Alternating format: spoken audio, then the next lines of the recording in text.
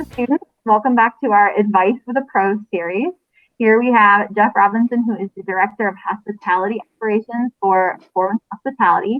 We also have Lori Amery, who is the Director of Sales and Marketing.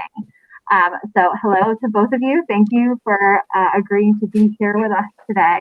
Talk a little bit about our business and marketing pathway that students are embarking on their food truck project. Thank you for having us. We have a couple questions. Thank you. We have a couple questions. So I'll start off. What does an average day look like in your job? So for me, I don't think that there's an average. There's not a day that's the same as any, every day is very, very different. I start out with a list of projects that I'm working on.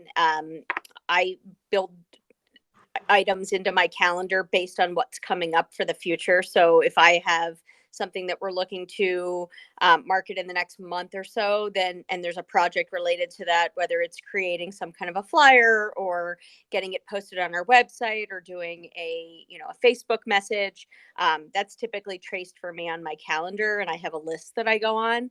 But I think a lot of what I do, sometimes because it's the sales and marketing, it's mixed, is very reactionary. So I'm reacting to emails that I'm getting, or information that people need from me. And so while I work off of a list, there's no day that's the same. I know that there are certain things that I do on certain days. Like on Monday, I set up all of my e-blasts for the week. But other than that, it's very much dependent on what events are happening in the future at Deerfield, and then or at the other clubs, and also what's going on at the moment, and making sure we're getting the word out. Yeah, operationally, the day kind of drives me. So how busy we are, what events we have, what's happening that day tends to control my schedule from that perspective. But then, like Lori indicated, you have this whole other pivot you have to make to daily, weekly, quarterly, annual tasks. And a lot of what Lori does in her current role, and I did when I was a little more involved in sales and marketing than I am now, is you're thinking 3 to 6, sometimes months in advance. So in the early spring, you're planning your summer promotions. And in the summer, you're putting your holiday menus together.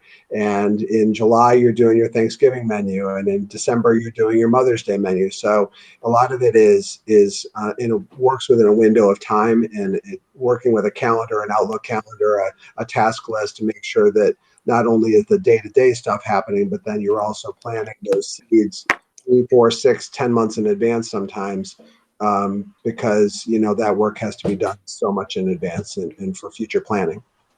So that sounds like it kind of segues into our next question really well. What kind of skills or personality traits would really lend themselves to making an individual successful in either of your careers?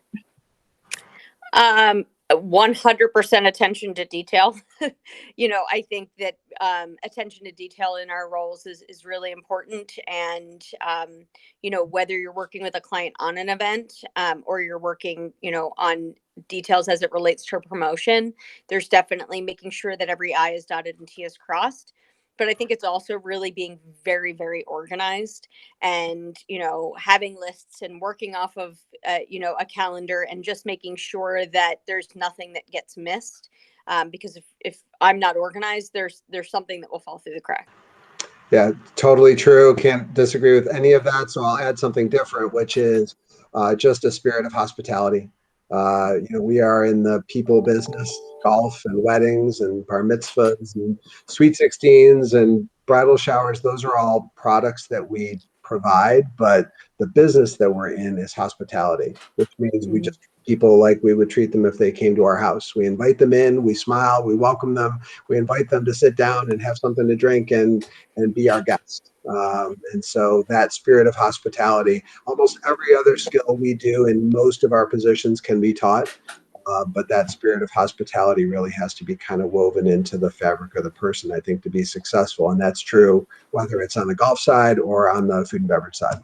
How do you determine real goals for your business, and kind of what ways do you measure your progress and measure your success when trying to attain those goals?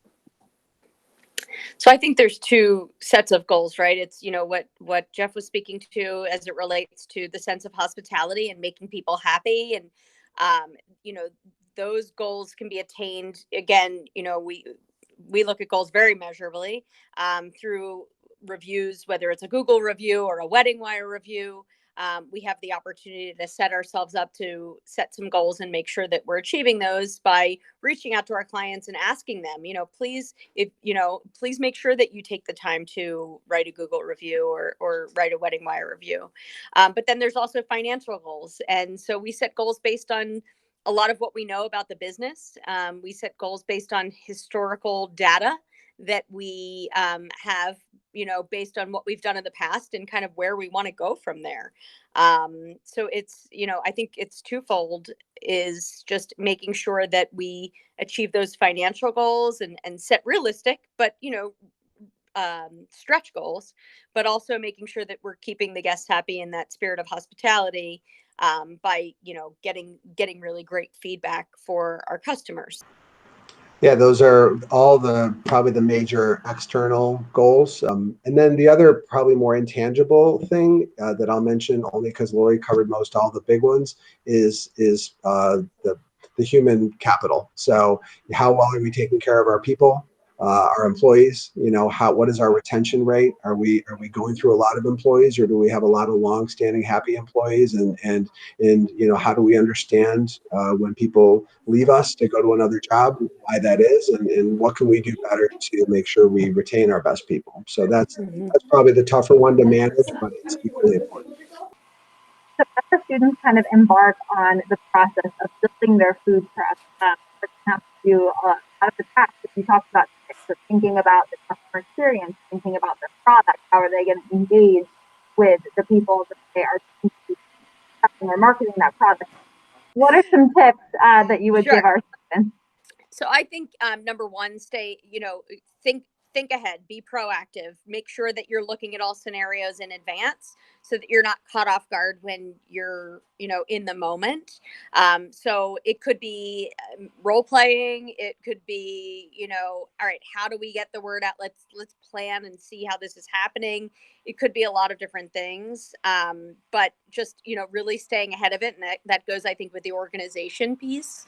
And then really just that sense of making every person who, experiences this food truck to feel like, you not only want them to come back because the food was good, but you want them to come back because the experience was really good. Yep. Once again, all great stuff. So I'll only add, make sure that if it's your food truck, be able to restate very clearly what your differentiators are. What makes you different, and be able to answer that question. There's a famous story about a presidential candidate 20, 30 years ago that got asked by a reporter, why do you want to be president? And he didn't know how to answer the question, or didn't know how to answer it well enough. So what is going to make your product different? How are you going to be different from all the other burger trucks, all the other pizza trucks, all the other taco trucks? What are you going to bring to the conversation that's going to be completely proprietary, and that's going to only be recognizable and aligned with your business model, and make sure that your business has a personality. We have a little tagline at Deerfield, there's really nothing like it.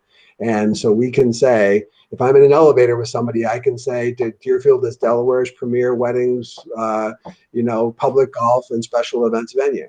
And that there's really nothing like it. And so you have that little sort of bio that explains clearly why you're different. And I think that's a good place to start. Thank you both so much. You hit on so many of the things that we're going to be talking about in our project. And that's going to be it for this Advice with a Pro series. If students, if you're interested in speaking more to Lori or Jeff about any of the things that were said today, you can contact me and I can put you in contact with them and those questions answered. Thank you guys for both coming out today. Thank you. Can't wait to visit that food truck. Me neither.